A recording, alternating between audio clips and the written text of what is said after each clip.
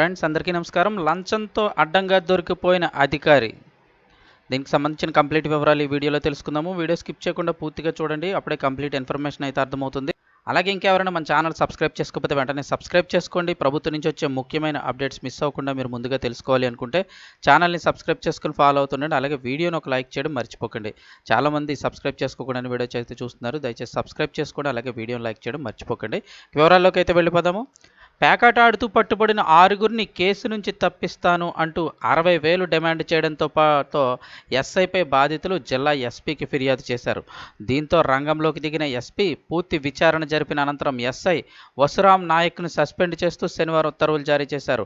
వివరాల్లోకి వెళ్తే గత ఏడాది డిసెంబర్ 27న నాగర్ కర్నూలు జిల్లా తెలకపల్లి మండలం బొప్పల్లి గ్రామ శివారులో 6 వ్యక్తులు పేకాట ఆడుతూ తెలకపల్లి పోలీసులకు చిక్కారు. కాగా ఆ కేసు నుంచి తప్పిస్తానంటూ తెలకపల్లి ఎస్ఐ వసురాం నాయక్ మరో కానిస్టేబుల్ బాధితుల నుంచి 60,000 లంచం డిమాండ్ చేశారు.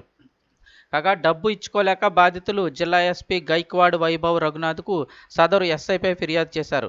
ఘటనపై సమగ్ర విచారణ అనంతరం వసురాం నాయక్ని సస్పెన్షన్ వేటు వేస్తూ ఉత్తర్వులు జారీ చేశారు.